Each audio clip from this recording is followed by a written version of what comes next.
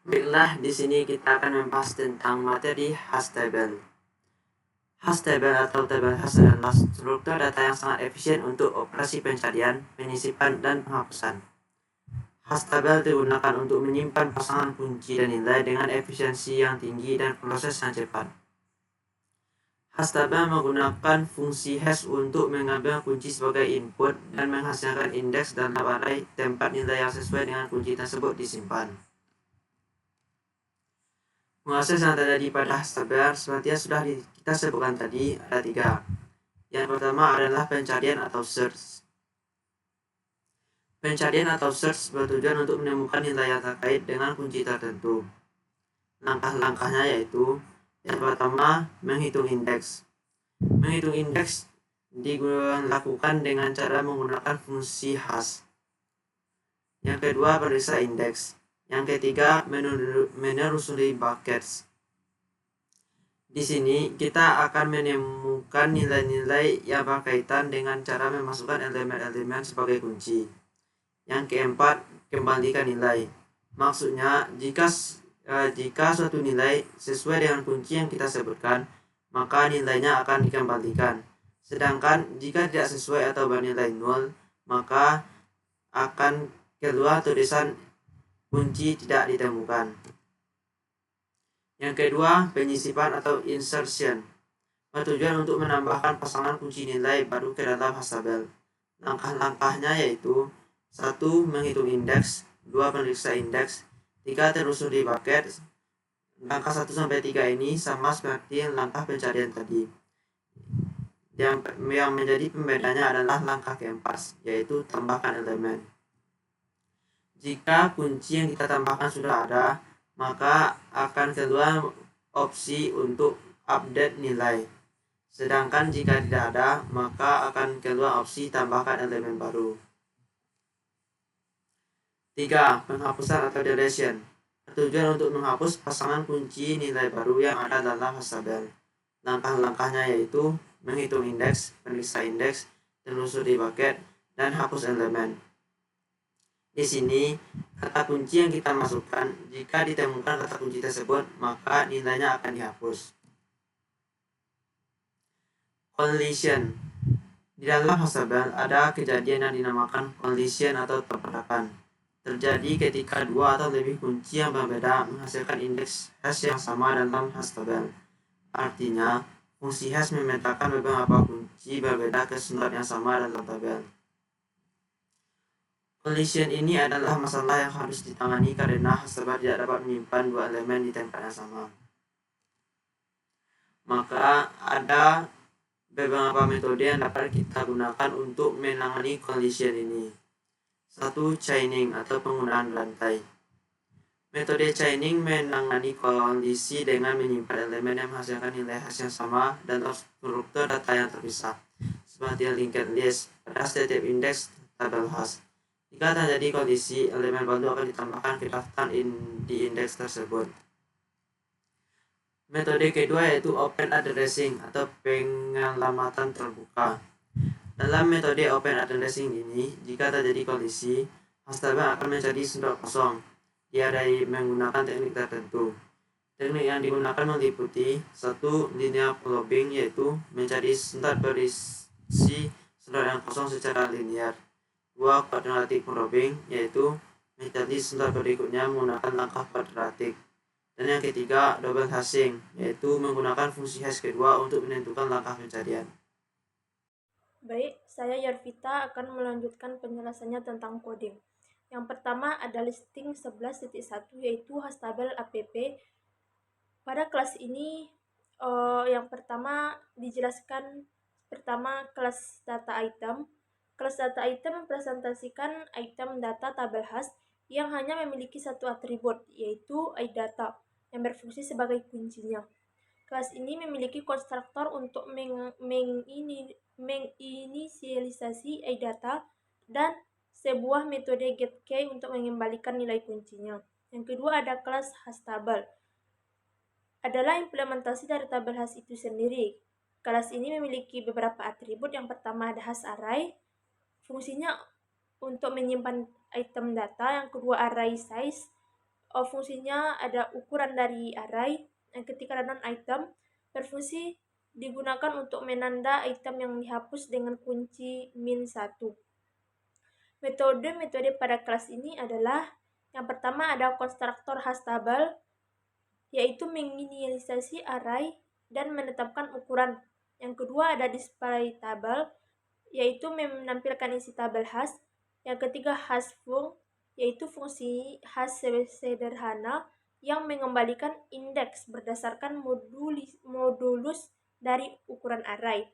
Yang keempat ada insert, yaitu memasukkan item ke dalam tabel hash dengan probing linear untuk mengatasi bentrokan collision. Yang kelima ada delete, yaitu menghapus item dari tabel hash.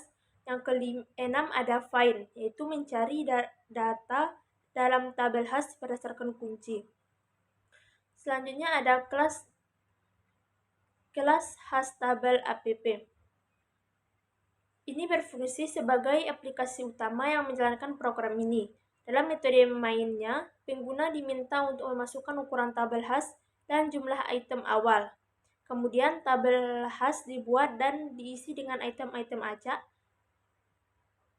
Yang kedua ada listing 11.2, yaitu hastable app. Penjelasannya yang pertama ada kelas data item. Ini merupakan presentasi item data dalam tabel hash yang hanya memiliki satu atribut, yaitu iData, dan berfungsi sebagai kunci. Kelas ini memiliki konstruktor untuk menginisialisasi iData dan sebuah metode getKey untuk mengembalikan nilai kunci. Yang kedua ada kelas hastable. Yang pertama pada kelas ini merupakan hastable yang sebenarnya. Selanjutnya memiliki array hash array untuk menyimpan item-item. Metode hashFunc digunakan untuk menghitung indeks hash pertama. Selanjutnya metode hashFunc digunakan untuk menghitung langkah. Metode insert digunakan untuk memasukkan item ke dalam hastable. Metode delete untuk menghapus item dari hastable. Metode find digunakan untuk mencari item dengan kunci tertentu dalam hastable. Yang ketiga ada kelas hastable app. Ini merupakan kelas utama yang berisi metode main untuk menjalankan program, meminta pengguna untuk memasukkan ukuran awal dan jumlah item awal. Kemudian membuat hastable dengan ukuran yang dimasukkan. Kemudian dalam loop tak terbatas, pengguna dapat memilih untuk menampilkan hastable, memasukkan item baru, menghapus item, atau mencari item dalam hastable. Selanjutnya adalah listing 11.3, yaitu hashchain app. Yang pertama kelasnya ada kelas link. Ini mempresentasikan simpul atau node dalam daftar berantai yang digunakan dalam teknik separate chaining. Yang kedua memiliki atribut data yang memiliki nilai data. Yang keempat memiliki atribut next yang merupakan referensi ke simpul berikutnya. Yang keempat ada metode getKey, digunakan untuk mengembalikan nilai data. Yang kedua ada kelas sortList, yaitu kelas ini mempresentasikan daftar berantai yang diurutkan, memiliki atribut freeze yang merupakan referensi ke simpul pertama dalam daftar.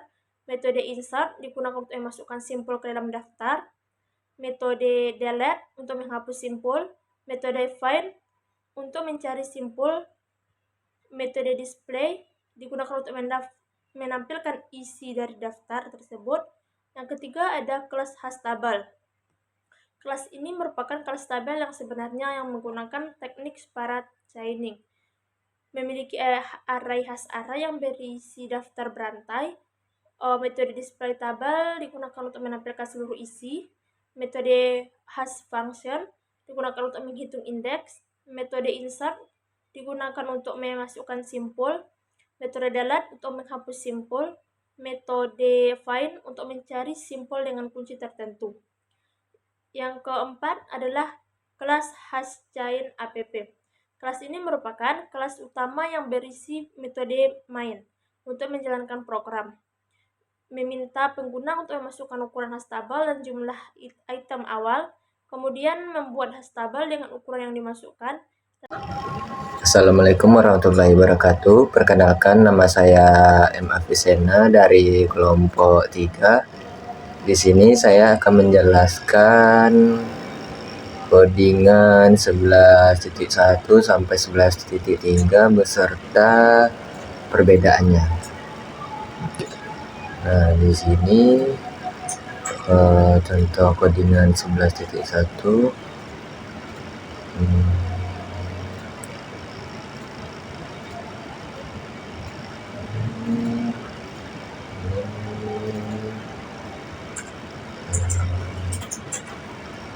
Ini 11.2.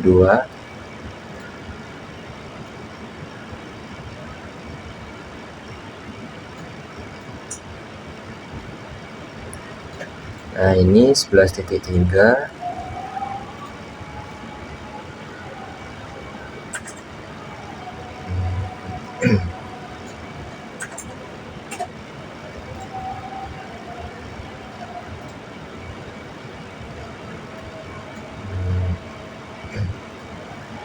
Nah, ketiga potongan codingan tersebut adalah implementasi dari tabel hash dengan 3 metode penanganan konflik yang berbeda, yaitu linear probing, double hashing, dan separate chaining. Berikut penjelasan masing-masing kode tersebut. Yang pertama, linear probing atau hash.java. Linear probing adalah teknik di mana jika ada konflik atau dua kunci menghasilkan nilai hash yang sama, maka tabel hash akan mencari slot kosong berikutnya dengan cara linear. Ciri-cirinya: yang pertama, array digunakan untuk menyimpan data. Penanganan konflik dilakukan dengan mencari slot kosong berikutnya secara linear. Kecepatan penambahan, penghapusan, dan pencarian tergantung pada load factor atau jumlah elemen dibagi ukuran tabel. Semakin banyak elemen, semakin lama waktu pencarian slot kosong. Contoh konflik: jika posisi hash dari kunci adalah 3, tapi slot ketiga sudah terisi, maka akan mengecek slot ke-4, ke-5, dan seterusnya hingga menemukan slot kosong. Nah, ini contoh codingannya. Yang kedua, double hashing atau hash double.java. Double hashing menggunakan dua fungsi hash. Jika terjadi konflik pada hash pertama, maka nilai hash kedua digunakan untuk menentukan jarak langkah berikutnya. Ciri-cirinya: array digunakan untuk menyimpan data. Penggunaan konflik dilakukan dengan dua fungsi hash. Jika slot hasil hash pertama penuh, maka penggunaan hash kedua untuk menentukan langkah selanjutnya. Kecepatan umumnya lebih baik dibandingkan linear probing karena mengurangi klaster elemen. Contoh konflik: jika posisi hash dari kunci adalah 3 dan slot ketiga penuh, fungsi hash kedua menghasilkan nilai 2, maka akan mengecek slot ke-5 atau 3 tambah 2. Nah, ini contoh codingannya. Yang ketiga, separate chaining atau hash chain.java. Separate chaining menggunakan linked list untuk menangani konflik. Jika dua kunci menghasilkan nilai hash yang sama, kedua elemen akan disimpan dalam linked list yang sama. Ciri-ciri: array of linked list digunakan untuk menyimpan data. Penanganan konflik dilakukan dengan penambahan elemen ke dalam linked list pada slot hash yang sama. Kecepatan akses rata-rata konstan jika linked list pendek, tetapi bisa menjadi linear jika banyak elemen dalam satu linked list. Contoh konflik: jika posisi hash dari kunci adalah 3 dan slot ketiga sudah terisi, maka elemen baru akan ditambahkan ke dalam linked list pada slot ketiga. Nah, ini contoh codingannya. Nah, perbandingannya: yang pertama, linear probing atau hash Java mudah diimplementasikan, cenderung menghasilkan cluster atau primary clustering. Kecepatan menurun seiring bertambahnya elemen. Yang kedua, double hashing atau hash double.java mengurangi clustering atau baik primary maupun secondary. Lebih kompleks daripada linear probing. Lebih efisien dalam mengurangi waktu pencarian slot kosong. Yang ketiga, separate chaining atau hash chain.java memungkinkan tabel hash untuk menangani load factor lebih dari satu, tidak mengalami clustering, memerlukan memori tambahan untuk linked list, kinerja lebih stabil meski load factor tinggi. Ketiga teknik ini memiliki kelebihan dan kekurangannya masing-masing. Pemilihan teknik tergantung pada kebutuhan spesifik dari aplikasi dan lingkungan di mana tabel hash akan digunakan. Sekian dari saya. Assalamualaikum warahmatullahi wabarakatuh. Hujan lagi untuk parah kan. Enggak bisa kok. Kok kami jarang pakai buku. Kok lecet. Assalamualaikum warahmatullahi wabarakatuh. Perkenalkan, nama saya Kolbi Rasyad dan saya akan menjelaskan algoritma dari codingan yang dibuat. Pertama ada algoritma hash.java. Rutinitas main di kelas double app berisi antarmuka pengguna yang memungkinkan pengguna untuk menampilkan isi tabel hash, masukkan S, memasukkan item I, hapus item D, atau menemukan item find. Awalnya program meminta pengguna untuk memasukkan ukuran tabel hash dan sejumlah item dalamnya. Anda dapat membuatnya hampir semua ukuran dari beberapa item hingga 10.000. Kita diajak awal, oke. Tak diajak. Jangan Tapi gunakan masih diajak awal. Tak diajak awal. pilihan pada tabel yang Masih diajak awal. Nah, ada terpikir mengajak lebih dari awal. beberapa ratus item. Mereka mengundik layar dan menampilkan membutuhkan waktu lama. Variabel di main key per cell menentukan rasio tentang kunci terhadap ukuran susunannya. Dalam daftar disetel ke 10. Artinya jika Anda menentukan ukuran tabel 20, kuncinya akan berkisar dari 0 hingga 200. Kedua ada algoritma hash double java. Double hash mengharuskan ukuran tabel hash yang adalah bilangan prima untuk melihat alasannya. Bayangkan situasi di mana ukuran tabel bukan bilangan prima, misalnya ukuran array adalah 15, indeks dari 0 hingga 14, dan kunci tertentu di hash ke indeks dari awal 0, dan ukuran langkah 5. Urutan propnya adalah 0,5, urutan propnya adalah 10, 5, 0, 0, 5, 10, dan seterusnya, berulang tanpa berhenti. Hanya ketiga sel yang pernah diperiksa. Jadi algoritma tidak akan pernah menemukan sel kosong yang mungkin menunggu di 1, 2, 3, dan seterusnya. Algoritma akan macet jika ukuran array adalah 13 yang merupakan bilangan prima. Urutan untuk pada akhirnya akan muncul setiap sel, yaitu 0, 5, 10, 2, 7, 12, 4, 9, 1, 6, 11, 3, dan seterusnya. Maka jika ada satu sel kosong, prop akan menemukannya menggunakan bilangan prima sesuai ukuran array. Mustahil bagi angka manapun untuk membagikan secara netral, sehingga rangkaian pemeriksaan pada akhirnya memeriksa setiap bagian sel. Zero